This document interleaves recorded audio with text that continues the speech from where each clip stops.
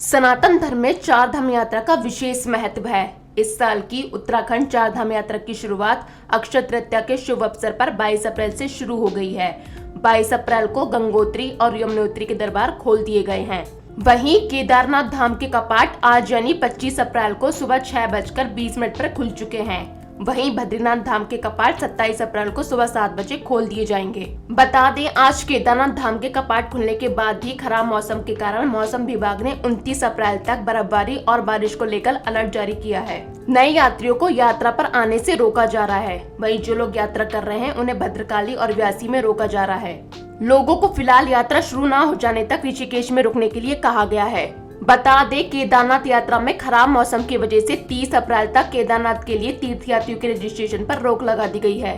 वहीं अगर बात करें चारों धामों की, तो हिंदू धर्म में चार धाम अत्यधिक पूजनीय माने जाते हैं और चार धाम यात्रा का आध्यात्मिक महत्व है। धार्मिक मान्यता है कि चार धाम यात्रा करने से मनुष्य को मोक्ष की प्राप्ति हो जाती है। आज हम आपको विस्तार से चारों धामों के बारे में बताएंगे। यमुनोत्री धाम। यमुनोत्री धाम हिंदू धर्म की आस्था के प्रमुख केंद्र चारों धामों में पहला धाम है। यमुनोत्री धाम गढ़वाल हिमालय के उत्तरकाशी में स्थित है। इसकी समुद्र तल से ऊंचाई 3235 मीटर है। चार धाम यात्रा का पहला पड़ाव होने के कारण यहाँ यात्रा के प्रारंभ में भारी संख्या में श्रद्धालु उमड़ते हैं। यमुनोत्री यमुना नदी का उद्गम स्थल है। यमुना नदी बंदर पूंछ के समीप स्थित कालिंदी पर्वत के नीचे चंपासर ग्लेशियर से निकलती है, जिस कारण यमुना को कालिंदी भी कहा जाता है। कालिंदी सूर्य भगवान का दूसरा नाम है। इस प्रकार यमुना सूर्य की पुत्री हुई। कहते हैं भगवान सूर्य की पत्नी की दो संतान थी, यम और यमुना। यमुना नदी के रूप में पृथ्वी पर बहने लगी तथा यमराज को मृत्यु लोक मिला। मान्यता है कि यमुना ने अपने भाई यमराज से भाई दूज के मौके पर वरदान मांगा कि जो भी व्यक्ति भाई दूज के दिन यमुना में स्नान करे उसे यमलोक ना जाना पड़े। इसलिए ऐसा माना जाता है कि जो कोई भी यमुना की पवित्र निर्मल जलधारा में स्नान करता है वह अकाल मृत्यु के भय से मुक्त होकर मोक्ष को प्राप्त करता है। गंगोत्री धाम।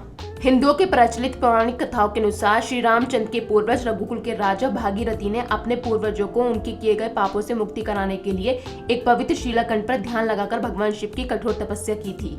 किंवदंतियों के अनुसार रघुकुल के राजा सगन ने अश्वमेध यज्ञ का अनुष्ठान किया था, जिसमें राजाओं द्वारा अनुष्ठान के लिए अश्व को चारों दिशाओं में यात्रा कराई जानी थी। राजा सागर द्वारा जिस घोड़ों को यज्ञ के लिए यात्रा की जाने वाली थी उससे अपने साथ लेकर राजा सागर के 60,000 पुत्र और उनकी दूसरी रानी केसानी का पुत्र असमाजा पृथ्वी के चारों ओर निर्बाध यात्रा कर रहे थे। उस समय इंद्र देवताओं को ऐसा लगा कि यदि राजा सागर का ये यज्ञ सफल हो गया तो वह अपना सिंहासन खो देंगे। इसलिए उन्होंने उनका यज्ञ भंग करने के लिए उस घोड़े को चुरा लिया और उसे महर्षि कपिल के आश्रम में ले जाकर बांध दिया। उस समय महर्षि कपिल कठोर ध्यान में लगे हुए थे।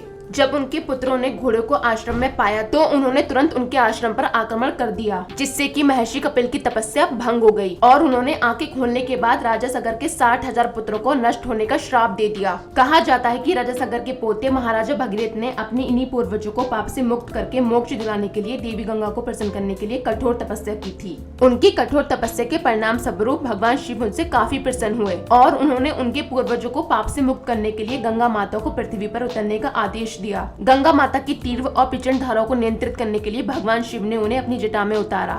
फिर उसके बाद वे पृथ्वी पर आईं। केदारनाथ धाम।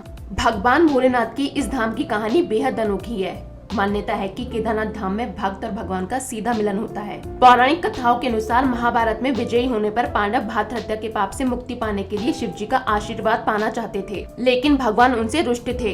पांडव उनके दर्शनों के लिए केदार पहुँचे।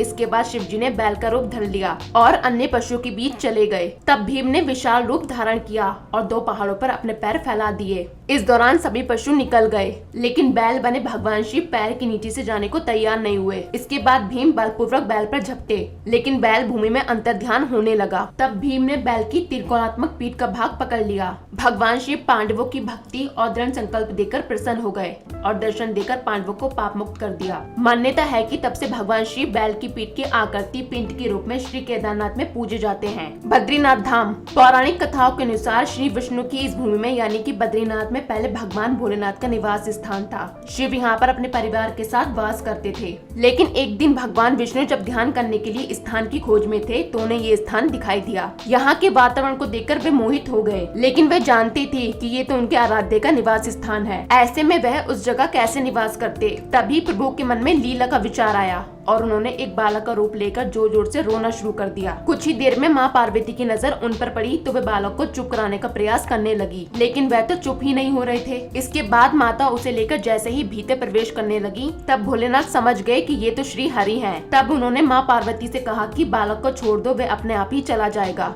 लेकिन माँ नहीं मानी और उसे सुलाने के लिए भीतर लेकर चली गयी। जब बालक सो गया तो माँ पार्वती बाहर आ गई। इसके बाद शुरू हुई विष्णु की एक और लीला। उन्होंने भीतर से दरवाजे को बंद कर लिया और जब भोलेनाथ लौटे तो भगवान विष्णु ने कहा कि ये स्थान मुझे बहुत पसंद आ गया है, अब आप यहाँ से केदारनाथ जाएं। मैं इसी स्थान पर अपने भक्तों को दर्शन दूंगा। इस तरह शिव भूमि भगवान विष्णु का धाम बद्रीनाथ कहलाई और भोले केदारनाथ में निवास करने लगे।